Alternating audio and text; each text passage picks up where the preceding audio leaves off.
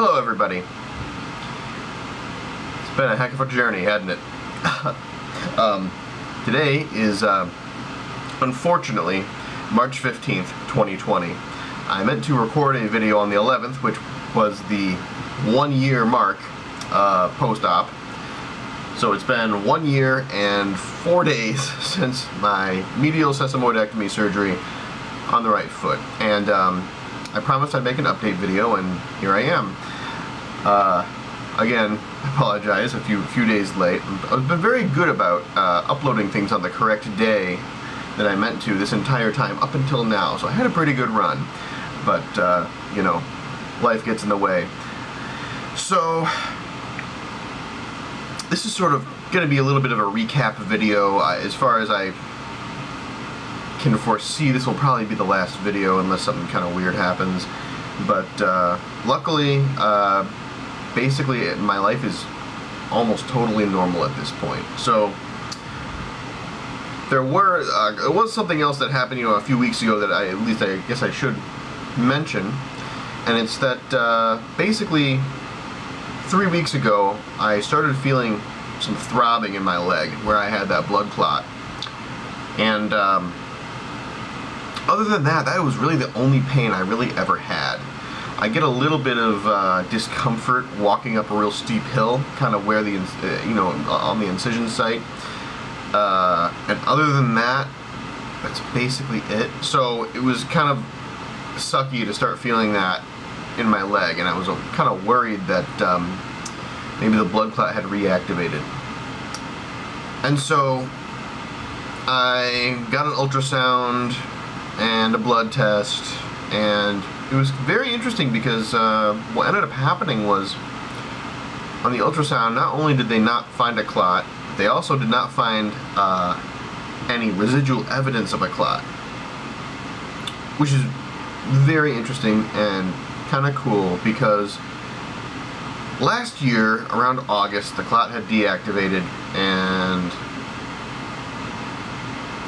the way all the doctors kind of articulated it to me was that it probably calcified and it'll always sort of be there as just kind of a lump of calcified, a deposit on the edge of the vein or whatever.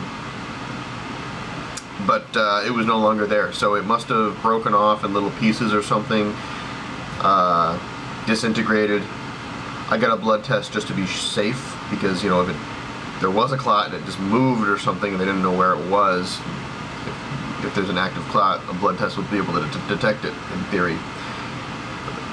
Test came back negative, so not only am I negative for a blood clot, but I also have no residual evidence of a blood clot apart from occasional throbbing in the area, which is, hematologists thought it was skeletal muscular or post-thrombotic syndrome as well. Maybe the vein kind of got stretched as the blood made its way around the clot while it was still there, but there's no clot there now. So that's pretty much the one update of things that had changed. Everything else is pretty much normal. I use a toe spacer still in between my big toe and the next toe over to prevent drifting. The surgeon and his PA recommended I do that for 1.5 to 2 years after the surgery, just to prevent drifting from happening. If drifting happens, that can produce bunions in your feet, and then bunion surgery is a surgery roughly of the same magnitude as the one I had gotten last year. So, a 3-month recovery period would just be a miserable thing to deal with again, especially if I'm not at a job where they're going to pay me to do it. Luckily, last year I was working somewhere where they paid me the entire time I was gone. So I was very, very fortunate to have that. It's not the case anymore.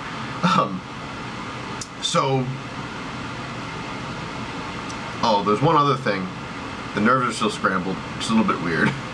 If I tap on the incision site, I get tingling in the tips of my toes. But that's kind of not as much now. It's becoming less and less pronounced when that happens. So, again, they mentioned that probably will happen. It'll kind of go away over time, and it is. So that's good. I had a couple of final thoughts to go along in this video. And it sort of comes from a number of different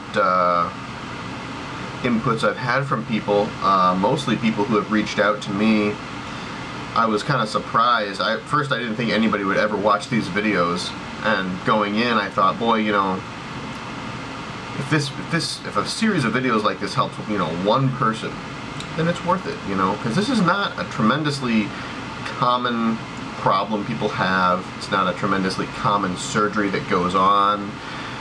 I think I mentioned my surgeon said he does over 300 surgeries a year, and out of all those 300, he does this surgery maybe between 2 and 4 times a year. So that's give or take 1% of all his surgeries. And then if you look on YouTube, there's not a ton of people who had this surgery and made any videos about it. Now, obviously, for every person who makes a video about sesamoidectomy surgery, there's probably like thousands of people who didn't. But, you know, if you go looking for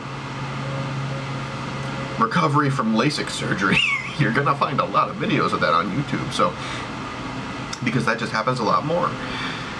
So, this is kind of a rarer surgery for a rarer condition, and I've gotten a lot of emails from people asking if I recommend this surgery, and that's sort of a tough question to answer, because I want to say yes. I think I do recommend getting this surgery, but I recommend you get that recommendation from someone other than me, okay? Talk to a doctor, talk to a podiatrist or an orthopedic surgeon. In fact, that sort of leads me into another thing I have written down, you know, what would I do differently? And so my issue was that I spent a lot of time going back and forth with a podiatrist about how to fix this problem, and it might have just been the podiatrist I saw, but I was, you know, they pretty much took a non-invasive route in that they gave me arch supports and they injected my foot with cortisone shots and stuff. And that's sort of, you know, if you have like a walking mechanics issue, or you have like torn ligaments or muscle damage or something, that kind of treatment really probably would help you. But, you know, make no mistake, you know, a broken sesamoid is a broken bone in your body, and you need to address broken bones, basically.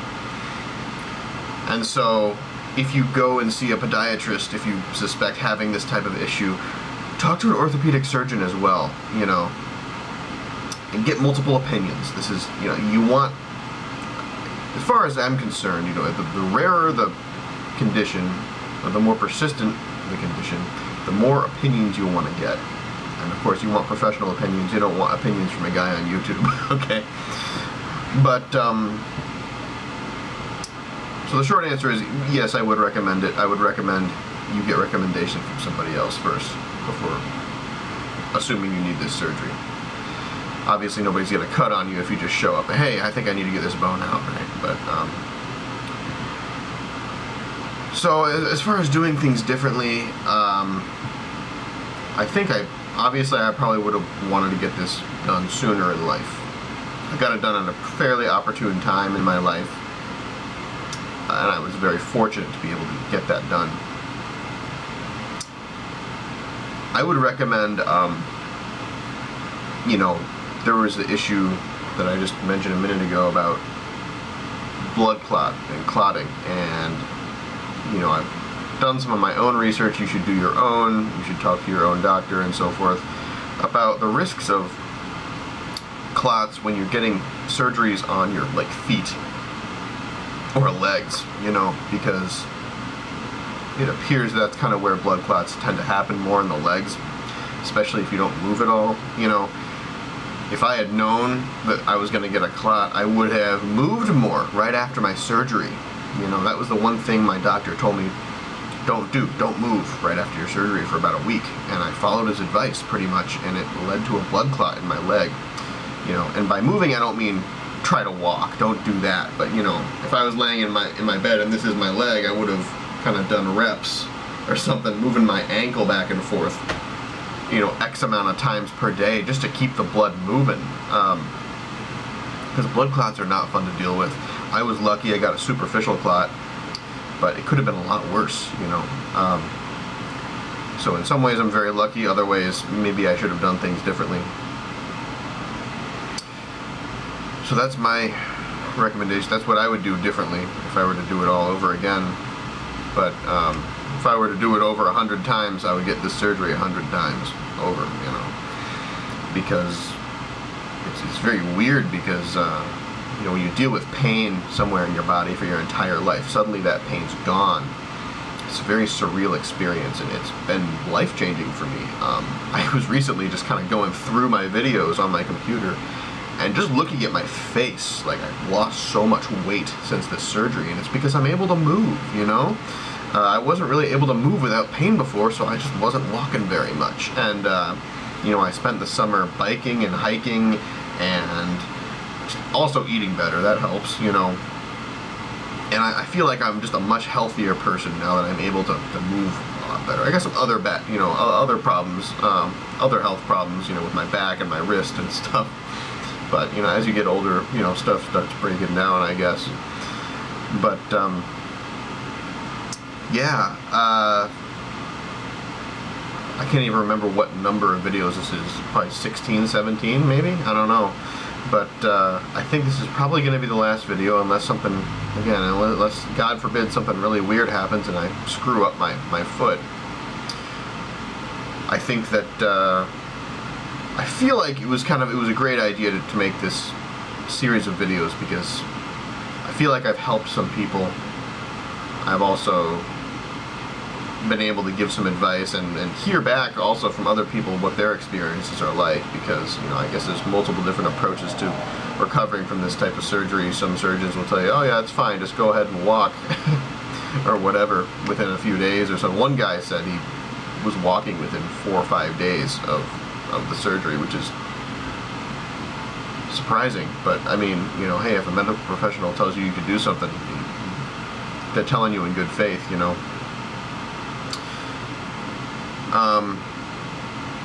Yeah, 1 year out, March 11th, 2019, I got my surgery, and March 11th, 2020 went by like any other day. 1 year later, my life was totally normal, you know. I was able to function a lot better. So, again, it's the 15th, March 15th. I just want to thank everybody for watching my videos.